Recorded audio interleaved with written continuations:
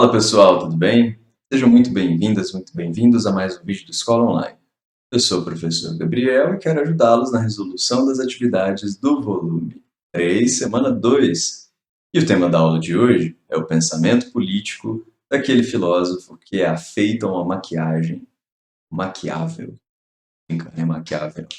Antes de começarmos, porém, pessoal, eu peço para vocês se inscreverem mais uma vez nas nossas redes e ficar bem ligadinho mesmo em todos os nossos projetos.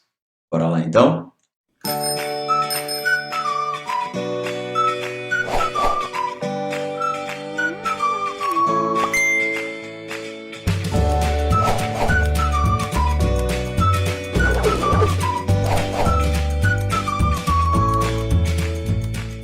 Pessoal, olha só. O pensamento político de Maquiavel se diferencia um bocado do pensamento político que a gente havia visto anteriormente em Platão e em Aristóteles. Maquiavel vem de um outro contexto, a Itália, né, do século XV, e ele enxerga a política não dentro de um prisma ideal, sabe? Ele não enxerga a política como o ato ali de reunião das pessoas, né, virtuosas, indivíduos com boas intenções, ou que simplesmente necessitam de uma bela inspiração. Não. Maquiavel trabalha com a ideia de política e de disputa do poder político que envolva ali o lado mais interesseiro e podre da vida e do próprio ser humano. Segundo Maquiavel, que estava ali desenhando o seu livro Príncipe para poder dar um auxílio para um brother dele lá, o Lourenço de Médici, segundo ele, o príncipe ele tem que ter a capacidade de fazer tudo o que for necessário para poder tomar e manter o poder. Claro que o Maquiavel estava interessado em dar essas dicas para o brother dele, para ele unificar a Itália e gerar estabilidade ali. Entretanto, pessoal, mesmo tendo esse objetivo tão específico, né, voltado ali para o brother dele, a abordagem dele é tão única, tão diferente, né, que isso gerou um impacto, de modo que a gente pode dizer que ele inaugura com várias coisas dentro da filosofia, da ciência política, né, o conceito de Estado, também toda uma maneira mais pragmática de se lidar com o poder político. Vamos dar uma olhadinha ali nas atividades e a gente tenta fazer mais alguns comentários com base nisso, pode ser? Atividade 1. Todos concordam que é muito louvável um príncipe respeitar a sua palavra e viver com integridade, sem astúcias nem embuste. Contudo, a experiência do nosso tempo mostra-nos que se tornaram grandes príncipes que não ligaram muita importância à fé dada e que souberam cativar pela manhã o espírito dos homens e, no fim, ultrapassar aqueles que se basearam na lealdade. Então, repara nessa parte do texto aí, como que o Maquiavel está lá dobrando um pouquinho, né, quanto ao que se espera do príncipe. Né? Quando você pensava num líder, né, talvez você pensaria na pessoa que fosse o melhor dentre os cidadãos, né, o mais leal, o mais justo, para se tornar o príncipe. Mas o Maquiavel não gosta muito dessa ideia não. Para ele, né, muitas vezes aqueles que têm sucesso na história são aqueles que sabem dobrar os conceitos básicos da moral. Aqueles que fazem tudo o que for necessário, seja mentir, seja falar a verdade. Enfim, texto 2. Ao separar completamente a lógica da ação política dos fundamentos da moral, ele diz que o Príncipe não é nem um livro moral, nem imoral. É apenas um livro técnico. Então, repare esse pragmatismo que eu comentei com vocês na introdução. Né? O livro Príncipe é um livro técnico, ou seja, é um livro muito prático de alguém que simplesmente busca tomar e manter o poder com base nos exemplos que o Maquiavel seleciona da história. Né? Então, ele desvencilha ética, né, filosofia ética e a teoria política. Enfim, a ética cristã medieval, as atitudes dos governantes e os estados estão todos subordinados a uma lei superior e transcendente. A ética sob a visão de Maquiavel contrapõe-se a essa concepção, afirmando que uma atitude não pode ser chamada de boa ou de má, a não ser sob uma perspectiva histórica. Relacione os textos e explique em que consiste a separação entre a ética e política no pensamento filosófico de Maquiavel. Bom, pessoal, então é dessa separação entre ética e política que vocês precisam falar. Então tá aqui uma ideiazinha que vocês podem aproveitar para sua resposta, que tem que ser do seu jeito. Bora lá. No Príncipe, Maquiavel defende a necessidade de se separar a moral do soberano da moral da sociedade. Né? Então, não é que Maquiavel está tentando escrever um livro para dizer que você pode fazer tudo o que for necessário, né? E aí não tem que seguir a lei, pode fazer o que quiser, pode andar pelado, caramba. Não. Cabe ao cidadão continuar seguindo as leis e fazendo o seu melhor. Mas se você é o príncipe, se você é o soberano, né, as noções de certo e errado que a moral social nos ensina vão ter que ser dobradas para você fazer aquilo que é o necessário. Tá bem? Então, ó, as ações do príncipe, suas ações, têm valor pela sua eficácia. Sendo assim, mesmo a crueldade ou a violência poderiam ser ações boas, dependendo dos fins. Então, repara ali, né? Você já deve ter ouvido essa frase: os fins justificam os meios. Pois é. Então, assim, crueldade ou violência, coisa que a ética, a moral poderia chamar de ruim, de uma ação má, pode ser uma ação boa, dependendo, né, da tua finalidade. É isso que a ideia do príncipe nos leva a crer. Como dito no texto, sua abordagem se desenha técnica e seu objetivo envolve a manipulação do poder do Estado. Então, por isso é que há essa separação entre a ética e a política no pensamento do Maquiavel. Sacou? Atividade 2, pessoal.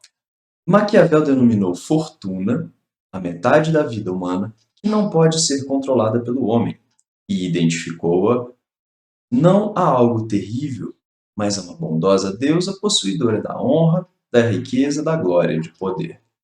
Ou seja, possuidora de todos aqueles bens aos quais os homens naturalmente almejam, querem.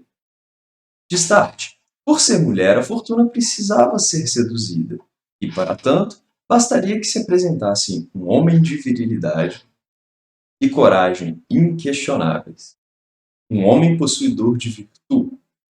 O homem de virtude é capaz de seduzir a deusa Fortuna, porque sabe o momento exato, criado por ela, para agir com sucesso. Enfim, com base no texto, explica a relação entre virtude e fortuna. Bom, pessoal, se parecer um pouquinho confuso para vocês, não fica assustado não. Às vezes ler um texto em filosofia não vai ser a coisa mais direta do mundo. Mas nesse caso aqui, o que a gente pode ajudar, né, na coisa da tradução das ideias envolve o seguinte: olha só, virtude e fortuna são dois conceitos que o Maquiavel aproveita para poder exibir as suas ideias. Segundo ele, existem as virtudes do soberano, que envolve a capacidade de você fazer aquilo que for necessário e você se preparar para situações. Ao mesmo tempo, porém, existe, né, o rio violento, às vezes, que é o rio dos acontecimentos que fogem ao nosso controle. Né? Chama isso, sei lá, de destino, chama isso de força dos acontecimentos, como eu havia falado, mas o fato é que tem um tanto da nossa vida que está fora do nosso controle. Então, cabe ao soberano, segundo Maquiavel, ter consciência, né, desses acontecimentos que podem fugir ao seu controle e utilizar a sua virtude para se preparar da melhor forma possível. E até mesmo para tentar transformar um mau acontecimento em um acontecimento, às vezes, até positivo, né? e transformar um bom acontecimento num acontecimento melhor ainda para você. Então vamos lá.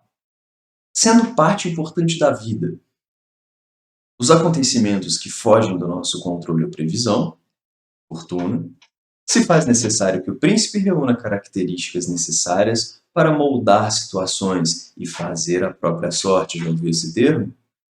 Pois é. Saber reconhecer os bons acontecimentos, se aproveitar deles, tentar evitar os maus acontecimentos e dobrá-los ao seu favor. A virtude envolve fazer o que for necessário, conforme a circunstância. Bem, então, é assim que se relaciona virtude e fortuna dentro do pensamento político de Maquiavel. Atividade 3. Vilão ou herói? O certo é que, com o príncipe, Maquiavel funda a ciência política e cria o emprego moderno do termo Estado, universalmente consagrada pela terminologia dos tempos modernos e da idade contemporânea. Então, aí o Paulo Bonavides dizendo um pouco daquilo que eu falei, no começo. Para indicar o que os gregos tinham chamado de polis, os romanos da República, e que um grande pensador político francês, Jean Bodin, meio século depois de Maquiavel, chama de república.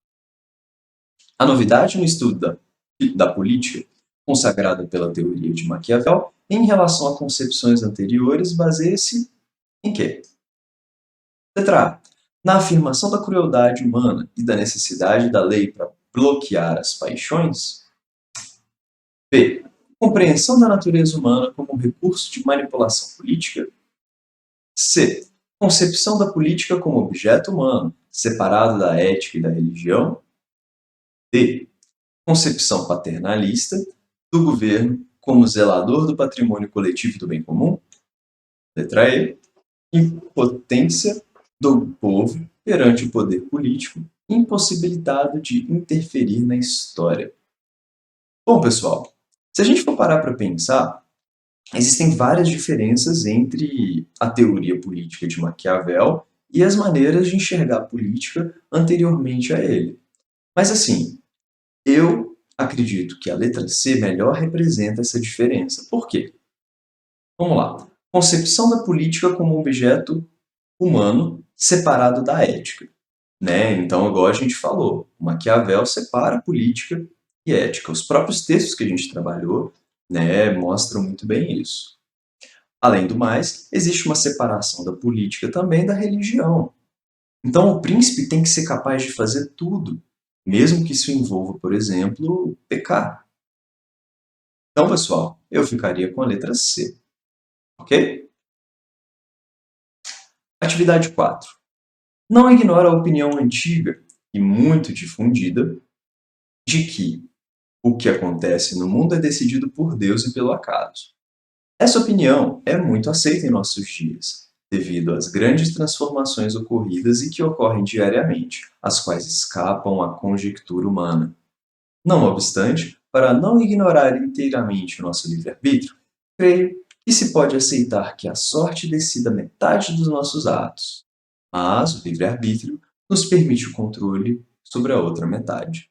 Então, daria para você pegar e, enfim, transplantar essa parte aí para aquela resposta, se não me engano, da questão 1 ou 2, relacionando virtude e fortuna.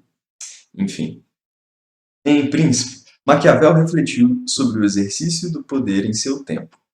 No trecho citado, o autor demonstra o vínculo entre seu pensamento político e o humanismo renascentista ao, letra A, valorizar a interferência divina nos acontecimentos definidores do seu tempo. É por isso que ele é humanista? Não, né? Letra B. Rejeitar a intervenção do acaso nos processos políticos. Ele não está rejeitando o acaso. Não, o texto inteiro está falando que ele admite a existência do acaso. Letra C.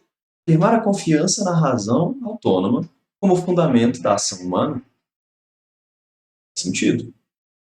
Letra D. Romper com a tradição que valorizava o passado como fonte de aprendizagem. Letra E. Redefinir a ação política com base na unidade entre fé e razão. Bom, eu acredito sim que a letra C melhor representa a relação entre o Maquiavel e o humanismo renascentista. Bem?